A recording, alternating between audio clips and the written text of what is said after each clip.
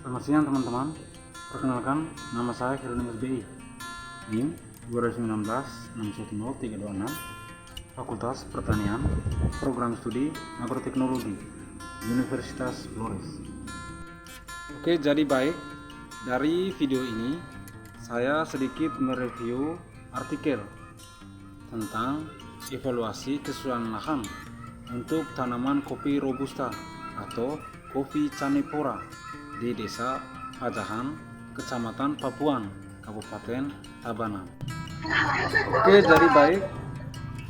Yang pertama kita masuk pada latar belakang.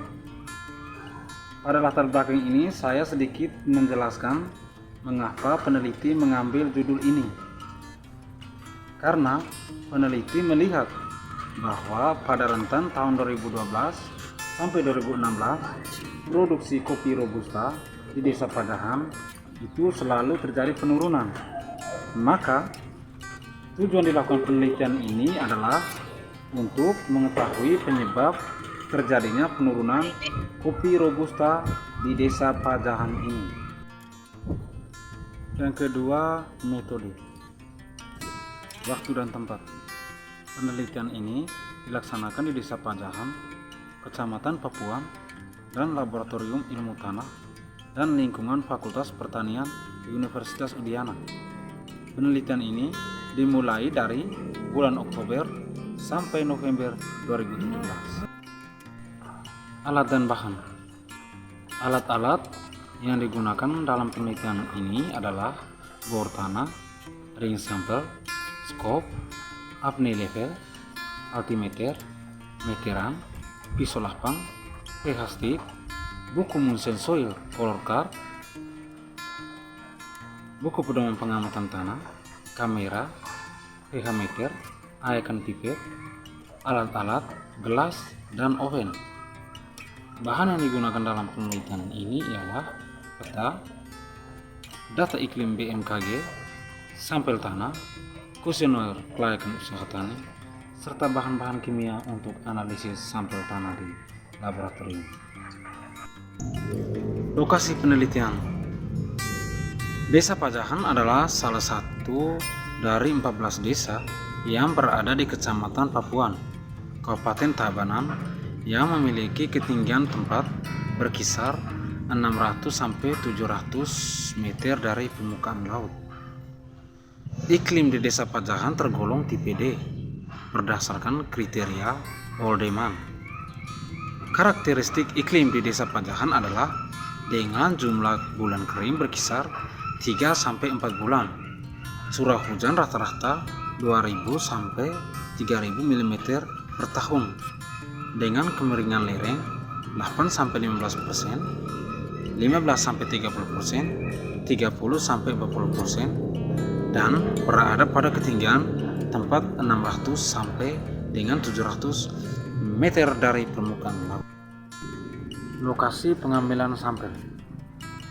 Penentuan titik-titik lokasi sampel pengamatan serta pengambilan sampel tanah dilakukan pada masing-masing satuan unit lahan atau SLH. Setelah peta SLH didelineasi, kemudian dilakukan observasi atau kunjungan ke seluruh lokasi penelitian untuk mengecek hasil penentuan unit lahan dan kondisi SLH. Variabel yang akan diamati. Adapun beberapa variabel yang akan diamati, yaitu tekstur tanah, C organik, pH tanah, N total, fosfor dan kalium, salinitas, KTK, kejenuhan basah, dan bahaya erosi. Metode analisis. Pengambilan sampel tanah pada setiap SLH atau satuan unit lahan menggunakan metode transek pada lahan miring. Sampel tanah diambil sampai kedalaman 60 cm dan dianalisis di laboratorium. Hasil dan pembahasan. Hasil yang didapat. Hasil penelitian menunjukkan bahwa kelas kesesuaian lahan aktual pada unit lahan 2 LCKK adalah S3NA2 atau P2O5. 3 LCKK adalah S3NA2 EH1 atau P2O5 lereng, dan 4 LCKK adalah NeH1 atau lereng. Faktor pembatas terberat adalah tidak sesuai atau N, yaitu kemiringan lereng pada unit lahan 4 LCKK. Kategori sesuai marginal atau S3 yaitu P2O5, dan kategori cukup sesuai atau S2 yaitu bulan kering, kelembapan, pH, N total, dan KTK untuk unit lahan 4 LCKK. Faktor pembatas curah hujan dan kelembapan merupakan faktor yang tidak dapat diperbaiki karena bersifat tetap. Yang berikut tingkat kesesuaiannya.